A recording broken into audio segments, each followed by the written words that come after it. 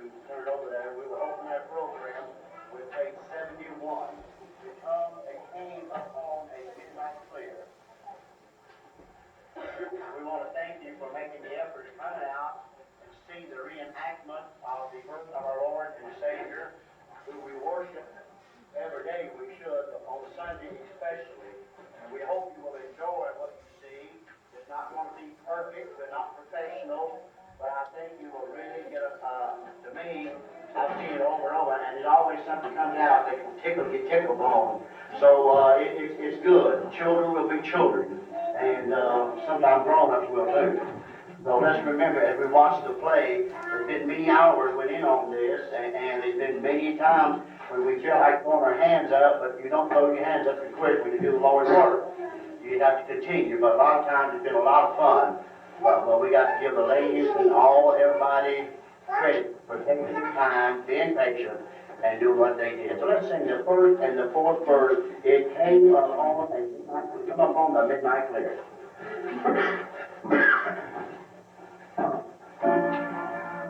It came upon the midnight clear, the glorious star above, from angels bending near the earth to touch their hearts of gold. Rejoice with goodwill to men from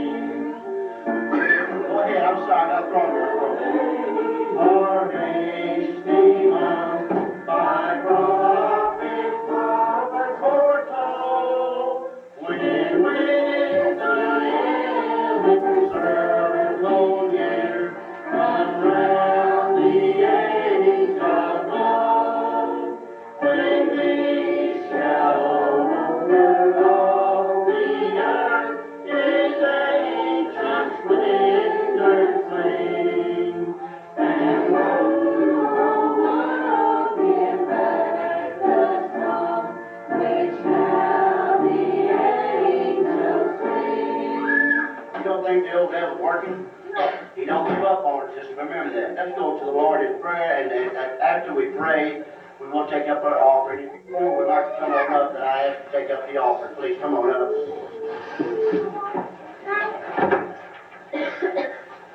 And I thank you for me. I'm going to ask Brother Doug Cole if he would lead us in prayer. He's our narrator tonight. He's been very faithful in trying to help us keep our place straight. Father, we do come to you again and so thankful, Lord, for this time you've given us. Pray that, Father, you be with each one tonight as they step forward and help present Jesus. That, Lord, that we may help others to see and know, to see the greatest gift that you've ever given unto man. Father, I pray that you'd bless and move in a special way throughout the congregation. Pray that you'd touch the hearts of those that are here. They would see that the greatest gift of all was Jesus, and nothing of this world could ever take his place. Father, I pray that through this place tonight, that each one would receive a blessing as you knock at their heart's door, that they would see the great love that you have for them. They would step forward and receive you into their life. Father, we just pray that each one of us could see the true meaning of Christmas, that we'd understand within our hearts that this is a time to give unto you. Each year, Father, as we come together, we give to each other, and oftentimes we forget that, Lord, we must and should give unto you, and give with all our heart. Father, we just pray that you'd bless this offering, bless those that give, for we ask it in Jesus' name. Amen. Amen.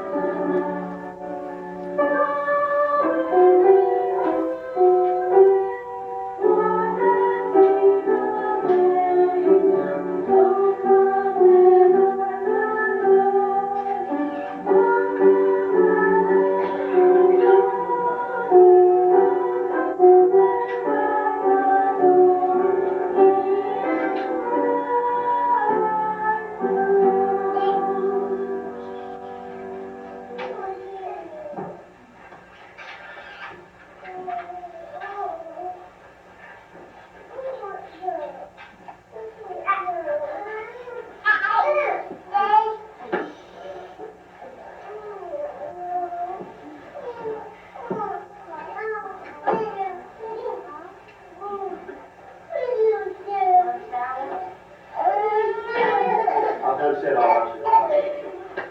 I've done anything.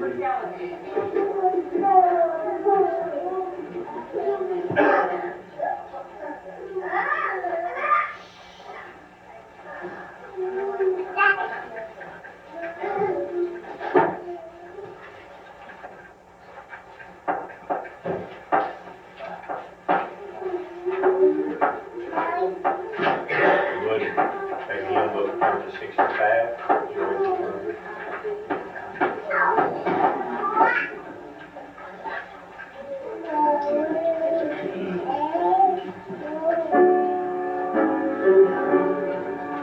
George Murray.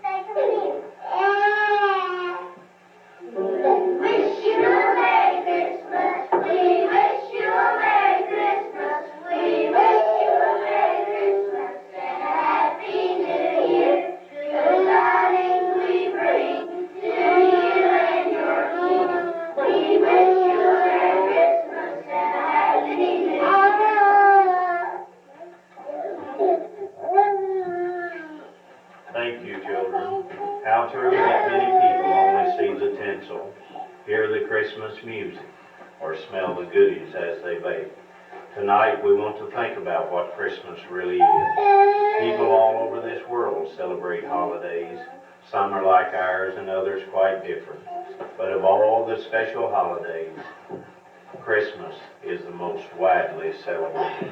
Christmas means many things to many people, and its true meaning is sometimes obscure. Tonight, we are going to show you, through drama and song, the true meaning of Christmas. Long ago, as far back as the Garden of Eden, when Adam and Eve sinned, God promised a Savior. As centuries passed by, many prophets foretold his birth. Isaiah the prophet made this proclamation: the people that walk in darkness have seen a great light. They that dwell in the land of the shadow of death, upon them hath the light shined.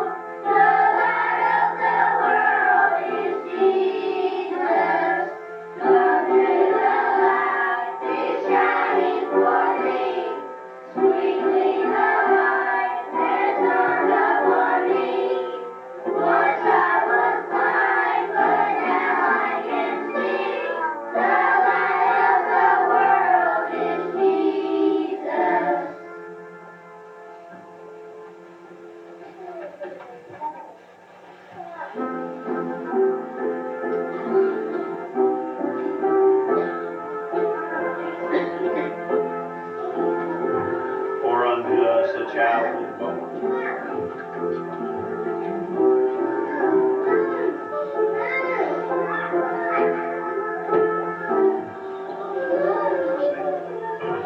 For unto us a child is born, unto us a son is given, and the government shall be upon his shoulder. And his name shall be called Wonderful Counselor, the Mighty God, the Everlasting Father, the Prince of Peace. Many centuries passed. People lived and died waiting expectantly for the coming of the promised Messiah. When the time was right, the angel Gabriel appeared to the Virgin Mary, who was engaged to Joseph, and said unto her,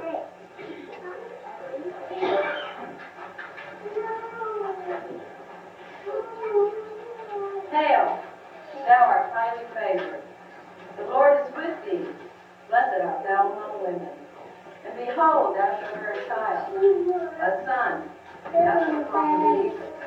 He shall be great, and he shall be called the Son of the Highest. And the Lord shall give thee the throne of his father David, and of the kingdom there shall be no end. The Holy Ghost shall come upon thee, and the power of the Highest shall overshadow thee. And therefore also, of this holy thing that must be born of thee, shall be called the Son of God. My Lord, I will hear you say, you have your way, Lord.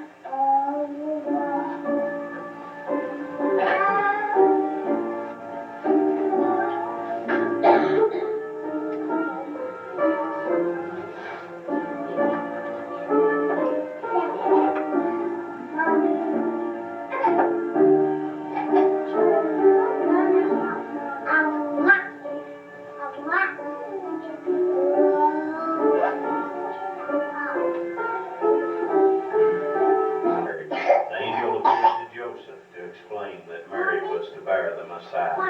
As time went on, a decree went out from Caesar that all the world was to be taxed. Everyone went to their hometown to register and pay their taxes. And Joseph also went up from Galilee, out of the city of Nazareth, into Judea, unto the city of David, which is called Bethlehem, because he was of the house and lineage of David. to be registered with Mary, his spouse wife, being great with child.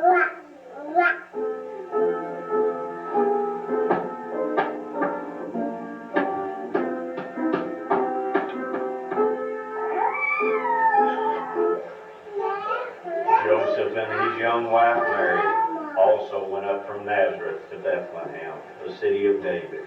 Footsore and weary, they went from place to place, hoping to find a room in one of the local lodging houses.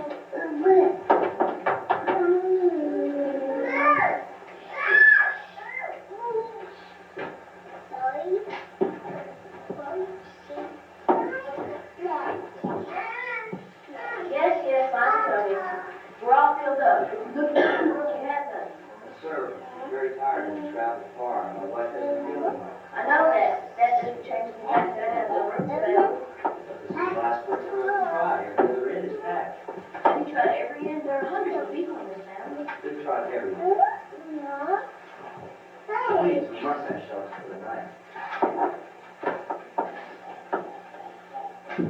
What's the matter, dear? Another man looking for a room. We have people everywhere. Some of them are even sleeping on the floor. My wife is delivering her first child. I'll take her if you ask. I can't help you. Someone else is sleeping in my own bed. Daddy, Oh, Daddy, did you say something, sir? I was going to say the stable was shut up. You couldn't find anyplace else. We're so weird. It's better to sleep in the It's the best I can do. Come with me.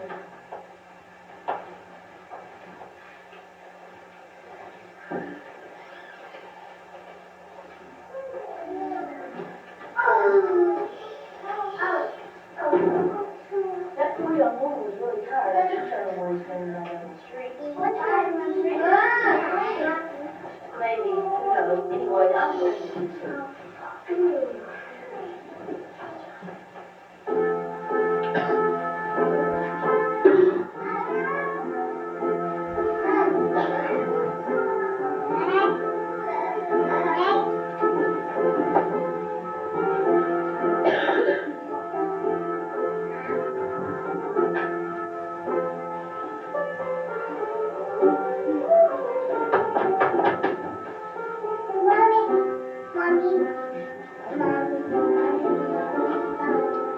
And there were in the same country shepherds in the fields, keeping watch over their flocks by night. It is a beautiful night, also calm and peaceful. Suddenly the angel of the Lord appeared to them, and the glory of the Lord shone round about them. They were sore afraid.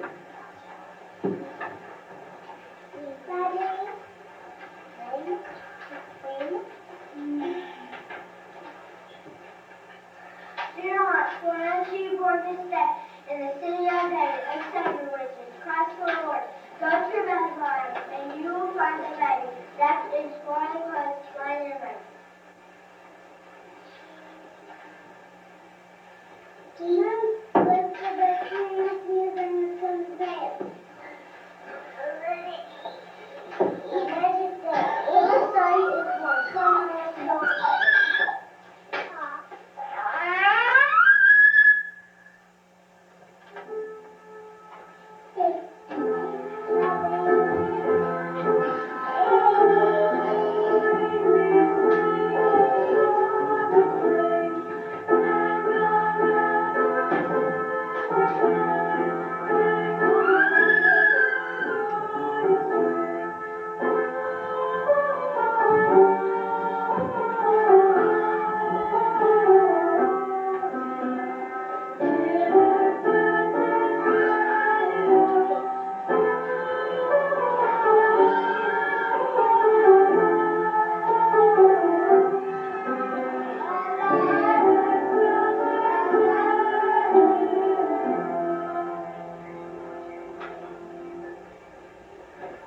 Needless to say, the shepherds hastened to Bethlehem, excited about the news the angel had given them.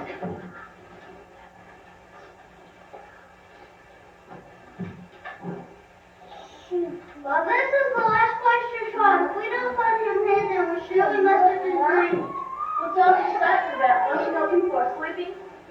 Hey, look, we're baby Daddy because you men must be crazy. We are not crazy. The angel appeared on the hillside and told us, as he said, that we would find the Messiah here in Bethlehem in a stable lying in a manger. Angel? Manger, you say? Say, wait a minute. Come quickly, there's a baby in my stable.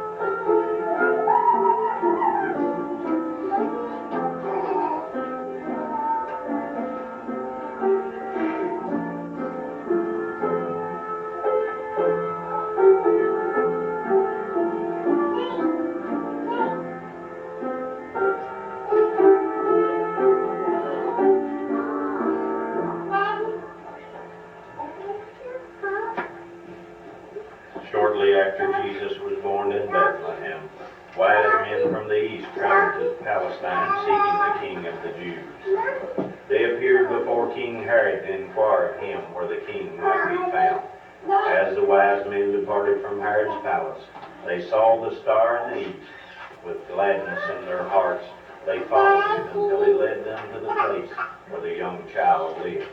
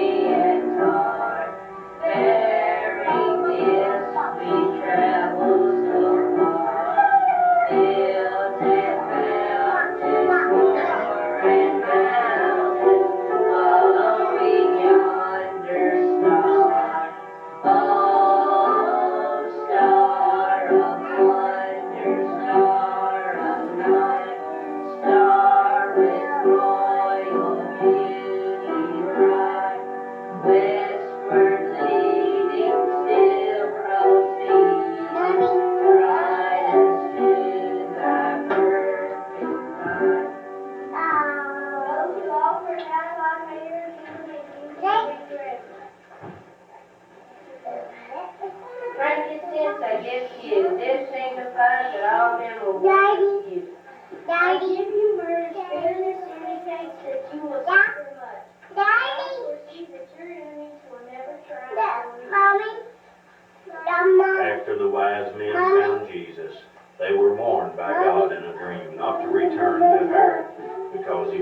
kill the baby.